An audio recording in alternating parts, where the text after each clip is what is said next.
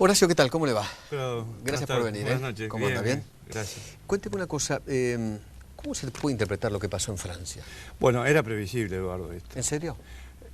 Con usted hemos tratado muchas veces, en numerosas oportunidades, lo que iba a suceder si ciertos países colapsaban, ¿no? ¿Pero por qué Francia? ¿Por qué ISIS Francia, elige Francia? Bueno, Francia exactamente por lo siguiente. Francia, a diferencia de Estados Unidos, es decir, fue declarado por el ISIS blanco primario. Es decir, Francia es un blanco que está en importancia para ello por encima de Estados Unidos. ¿Por qué?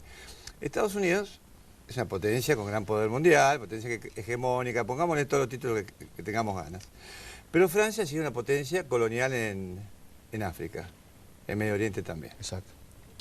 Y últimamente Francia, luego de la intervención en Libia, el derrocamiento de Gaddafi, que este país se convirtió en un caos generalizado, también atacó en Mali. Atacó en realidad al grupo Al-Qaeda en el Magreb Islámico, una rama de ese grupo, que estaba muy fuertemente armado, justamente con armas que salieron de los arsenales de Libia cuando comenzó este caos. Yo leí hace un año y medio, 2 años, documentos del ISIS, sobre todo de la revista Dabiq, que es la revista oficial del autodenominado Estado Islámico, donde claramente decían que había que atacar a Francia. O sea, Francia era el blanco primario para ellos.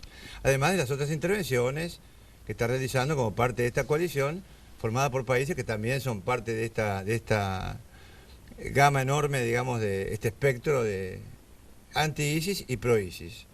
Porque al ISIS lo respaldan aproximadamente 41 países. ¿En serio? Sí, sí. ¿Quiénes, por ejemplo? Por ejemplo, Arabia Saudita, por ejemplo, Turquía, que les abre las puertas para que pasen los terroristas, incluso franceses, ahí. ¿Por qué, por ejemplo, por qué Turquía? Porque siempre hay una causa. ¿Por qué Turquía? Porque Recep Erdogan le da prioridad al derrocamiento de Bashar al-Assad, aunque sea aliándose con Al-Qaeda, con el ISIS o con lo que sea, ¿no?, a terminar con los grupos terroristas. Arabia Saudita considera a Siria un enemigo porque Siria es un aliado de Irán. Es decir, ahí países del Golfo, tenemos un conjunto de países que además algunos pagan hasta estas especies de cuotas para no ser atacados también en lo interno, ¿no? O sea, los que bancan al ISIS, ¿quiénes son? ¿Estos países? Arabia Saudita, acá había por ejemplo, una batalla que define mucho las cosas, que fue la batalla de Idlib, en la cual fue derrotado el ejército sirio, que tenía, digamos, vehículos mecanizados, vehículos blindados, etcétera. ¿Qué hicieron? Turquía, Arabia Saudita, Estados Unidos, Francia, sentaron en una misma mesa a los diferentes grupos terroristas y les dieron armas para que atacaran, y bueno, así fue la derrota. Entonces, claro, estamos viviendo en medio de una locura generalizada. Porque yo escuché en las últimas horas que estos tipos tenían hasta pozos de petróleo y... Claro, y el petróleo, ¿a quién se lo vende? Esto parece una broma, ¿no? Pero está probado, es decir, no, tiene documentación y... el petróleo, por ejemplo, se lo compra Turquía.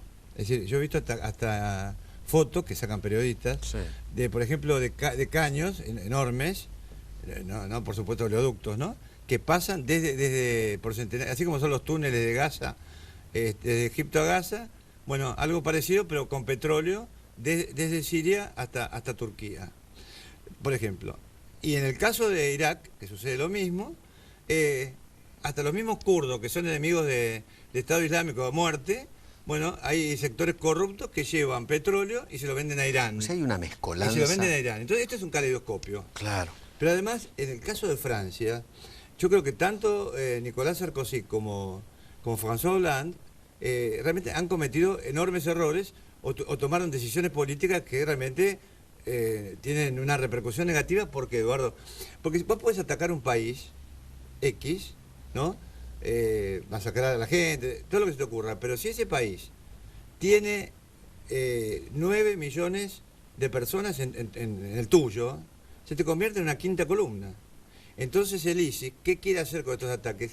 Radicalizar a Francia, es decir, crear una brecha entre lo que sería el francés autóctono, descendiente Franco, propiamente dicho, de 10 generaciones, de los inmigrantes que incluso tienen 2, 3 o 4 generaciones. Este jefe terrorista, el planificador táctico por lo menos, que acaban de matar en Saint-Denis ayer, Era un muchacho de clase media, te diría clase media alta, como Belga. clase media. Pero es belga El padre, o francés. Sí, sí, sí. El último que mataron, que era Sí, belga. es Sí, belga, sí, sí, sí. claro. Sí, pero me refiero con un padre con una situación, digamos, muy buena, de clase media alta, con un negocio importante. Bueno, y lo radicalizaron. ¿Dónde se radicalizan? En las mezquitas. O sea, van a las mezquitas y aunque no quieras creer esto, Francia tiene entre 150 y 170 mezquitas con imanes, que sería un equivalente a los curas para que no entienda, nuestros, las parroquias, radicalizados. ¿Qué hacen? Predican la violencia, predican la yihad, o sea, una guerra santa mal entendida, porque yihad quiere decir conversión de las almas. O sea, acá hay una subversión, digamos, teológica por parte de los yihadistas. Entonces, tenés 170 mezquitas que están, propalando la doctrina yihadista. Ahora, los franceses fueron masacrados por propios franceses. Sí, sí, sí, exactamente, por gente, y además jóvenes. Jóvenes. ¿Y por qué ocurre esto? Porque vos fíjate, estamos al final de un ciclo histórico que ha durado a lo mejor 5 siglos. Está caracterizado por un montón de cuestiones. El resurgimiento del Imperio Otomano, el resurgimiento, con otras claves, ¿no? Sí, sí, sí. El resurgimiento del Imperio Persa, el resurgimiento de la misma Rusia después del desastre, del colapso del comunismo soviético, por un montón de factores. Pero además, después de 500 años, todo estos especies de tertores que escuchamos, se han de alguna manera combinado con un cambio generacional. Entonces vemos un mundo que realmente está totalmente convulsionado, con una masa de jóvenes que hay un recambio, que muchos de ellos no saben hacia dónde apuntar. Sí, y estos jóvenes además se comunican a través de la PlayStation y además de Telegram, ¿no? Una aplicación para chatear. Claro, ellos utilizan eso porque son encriptadas. Entonces, pero además se inventan salas de chat, ¿no? No es solamente la PlayStation, ese tipo de aplicaciones que hay, sino también crean una sala de chats, crean un foro, por ejemplo, en Facebook, con un nombre ficticio, y bueno, y se comunican a través de eso. Para a lo mejor organizar una operación, utilizan además claves dentro de lo que está encriptado. Claro. Entonces es muy difícil, por eso Anonymous ha amenazado con declarar, les ha declarado la guerra, bueno, que ellos también son... ¿Y Argentina está en riesgo o no? ¿Perdón? ¿Argentina está en riesgo o no? Estamos en riesgo, mira, nunca se está demasiado lejos, como dice el colega Manuel Castro, ¿no? Hemos tenido acá dos grandes atentados, 1992 y 1994. Y ahora tuvimos hace poco 2 amenazas en Unicenter y en el Abasto, que eran de un grupo malí, ¿no? De Mali. De un grupo Mali, de Mali exactamente. Teóricamente yo no le daba en principio demasiado crédito, ¿no? Porque yo no me imaginaba un grupo de Mali que no debe saber ni qué es la Argentina, implantar una amenaza. Cuando justamente el pseudo denominado Estado Islámico o ISIS amenazó a la Presidenta de la Nación, se hizo todo un escándalo en el Vaticano. Exactamente. Yo lo he explicado en varios lados eso. En Naciones Unidas, a mí me pidieron que analizara el texto. Y yo miré así, hijo, esto es falso. Si la persona que escribió esto ni leyó el Corán. Porque el texto mismo era imposible. O sea, a ver, la amenaza a la Presidenta fue falsa. Fue falso, yo lo dije en todos los lados que me entrevistaron, fue falsa. ¿Y esto de Unicenter y Abasto? Bueno, eso hay, evidentemente, hay posibilidades, ¿no? De que tenga cierto viso de realidad, ¿no? Pero lo que a mí me extraña es la fuente primaria de la información que indica que un grupo de Malí quisiera atentar en la Argentina. Sí, eso lo comunicó alguien de la Embajada Argentina en Francia, se lo comunicó a la República Argentina a través de la Cancillería. Claro, y a la Argentina también se lo comunicaron. Pero ahí coincide, hay algo, porque después ocurrieron los atentados en Francia. O sea, algo hay. Que quieran meter a una persona de nacionalidad, no sé, a lo mejor puede ser argelina, puede ser de otro país, que no tenga nada que ver con los países árabes, o sea, el subsahara, ¿no? O sea, del sur de Sahara. ¿Y de estos 5 tipos que estuvieron por acá, que pasaron por la República Argentina y querían atentar, creo que terminar atentando en Estados Unidos, cómo es eso? Bueno, acá esto no había una información demasiado clara. Yo estuve analizando a pedido, justamente me pidieron que obviamente es un secreto, y hay numerosas oportunidades en las que se reciben amenazas acá, se estudian, se neutralizan, etcétera, ¿no?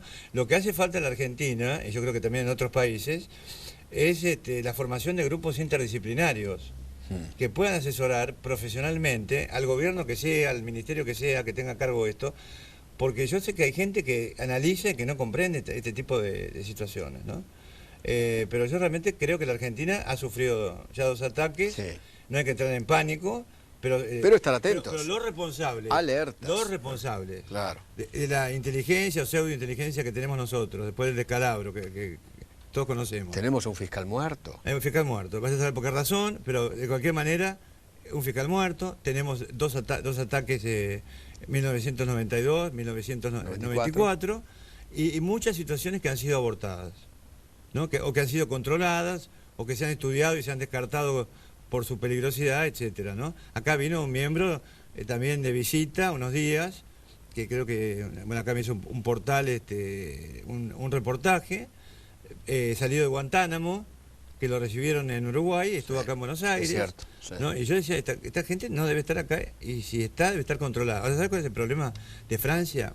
Una persona altamente entrenada, por ejemplo, en el campo de batalla en Siria, en campos de entrenamiento, en cualquier lugar, altamente entrenada, ¿sabes cuántas personas requiere para su seguimiento? 90. ¿Por una persona? Por una persona.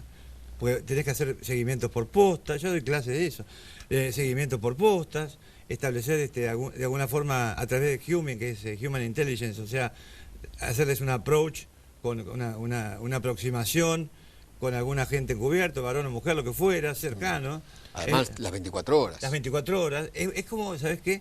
Y además, si vos tomás la determinación de que esa persona es altamente peligrosa, antes de que accione, no ha cometido un delito. Entonces es extremadamente dificultoso. Los franceses que van, pum, le pegan un tiro. En Italia, cuando yo estaba en Italia, que vos me hicieron un reportaje, no sé si vos o Marcelo Longobardi, recuerdo, año 2005, entró un comando, también yihadista, procedente de los Balcanes, para atacar la Capilla Sixtina y el barrio judío de Venecia. Querían volarlo con buzos tácticos, para que te des una idea de la sofisticación. Intentaron envenenar la embajada americana, entraron y no salieron más. Si vos te ajustás a la ley, cuando el Papa Francisco dice estamos en la Tercera Guerra Mundial en pedacitos, ¿dice la verdad? Yo estoy de acuerdo. ¿Está de acuerdo? Estoy de acuerdo, y por suerte que lo diga el Papa, porque si lo dijera uno sería una especulación, ¿no? Por etapas y por regiones. Porque lo que pasa es que el mundo, cuando yo te hablaba de este final de ciclo histórico, en este momento tenemos 4 focos que son un incendio. Uno está en el Levante, propiamente dicho, conectado con el Medio Oriente, que son palabras que en realidad geográficamente, eso es Asia sudoccidental, pero estamos acostumbrados a nombrarlos así. Terrible ese tema. Con Turquía, que además está como encerrada después de la Primera Guerra Mundial, de la Segunda Guerra Mundial, de la derrota que tuvo, de la Primera Guerra Mundial, en Anatolia. Entonces ellos quieren expandirse. ¿A dónde? A los antiguos territorios que ellos dominaron durante siglos, por ejemplo, el caso de Siria, etc. En el Asia. En Asia, exactamente. Claro. Ese es sudoccidental, ¿no? Entonces, eso, tenés la cuestión de Ucrania y Rusia. Tenés la cuestión de China en Asia-Pacífico y el mar del sur de China, donde también está Japón, está por supuesto China. Rusia y Ucrania. Rusia y Ucrania. Después está el tema del Ártico también, que es un tema futuro. Entonces hay, pero además de ser difícil controlar, por supuesto, al margen de que ahora, por ejemplo, Pakistán está renovándose el arsenal nuclear, porque dice que si es invadido por la India, va a atacarla nuclearmente. Entonces tenemos 4 grandes focos. Esos focos son muy difíciles de controlar, además de los de Corea, ¿no? Muy difíciles de controlar a uno. Vos imaginate todos estos que están ahora interconectados. Entonces estamos frente a un mundo convulsionado, y realmente para poder accionar dentro de ese mundo tenemos que saber qué es lo que estamos pisando. Calderón, ¿usted cree que Estados Unidos, más Inglaterra, más Alemania, más Francia, pueden terminar con el ISIS? No. No. No, yo creo que acá... Ni aún sumando a Rusia. Yo creo que acá hay 2 cuestiones, ¿no? Que es muy importante. El ISIS se ha proclamado, a diferencia de Al-Qaeda, que ha sido más inteligente en eso, se ha proclamado como un Estado islámico, como un califato. Un Estado necesita ciudades para poder, por lo menos, autocalificarse como tal. Aunque el islámico no tenga nada y no se rija por las normas coránicas ni por la tradición islámica. Exactamente. Nada. Bueno, necesita ciudades. Y las ciudades requieren gobernabilidad. Entonces, mientras estos señores tengan petróleo a su disposición, que sacan 1.000 millones de dólares por año con venta de petróleo y nadie se los bombardea, bueno, acá hay algo extraño, evidentemente, ¿no? Yo podría explicar largo, cómo creció el ISIS y por qué.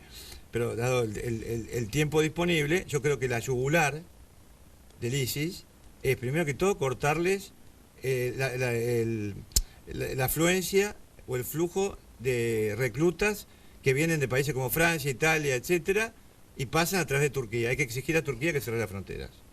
Y que el señor Erdogan deje de ser cómplice de los terroristas. Ese es el primer punto. Segundo punto, bombardearles, si es necesario, no dejarles nada a nivel de petróleo. El día de mañana se podrá reconstruir. Eso primordial. Y segundo, reconquistar las ciudades que el ISIS tiene en su poder. Porque Mosul en Irak tiene 1 millón de habitantes. Tomaron, con un puñado de personas del ISIS, tomaron una ciudad de 1 millón de habitantes porque se bajó los brazos por algo. Había una posibilidad, por ejemplo, de Estados Unidos mismo de bombardear efectivos del ISIS llegados de Siria hacia Irak. Cuando estaban concentrados antes de desplegarse para tomar la ciudad, no lo hicieron.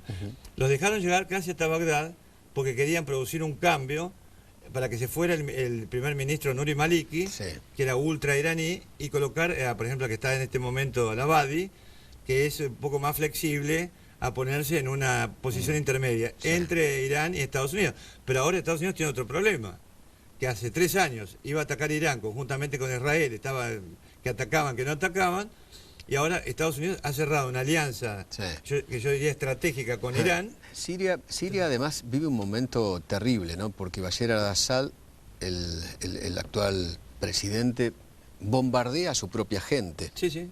Bombardea pero además tiene al ISIS metido adentro. Tiene al ISIS, Al-Qaeda. Y tiene a Rusia que ayuda a Bashar al-Assad, sí, pero bombardea al ISIS. ¿Bombardea al porque ISIS? El ISIS va en contra de Bashar al-Assad. Es un lío todo. A Putin, la idea de Putin, yo he leído la doctrina militar de Rusia, todos los protocolos adicionales, me he tomado el trabajo larguísimo eso, que me lo han mandado de Estados Unidos, o sea que no es una propaganda rusa.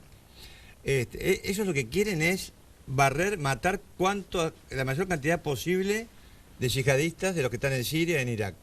¿Por qué? Porque ellos prevén que si tienen éxito ahí, van a ir al Cáucaso y los van a atacar a ellos, a los rusos, como ha sucedido antes. Claro. ¿No? Por eso el ISIS amenazó también a Putin. A Putin, claro, sí. Pero vos fíjate la diferencia.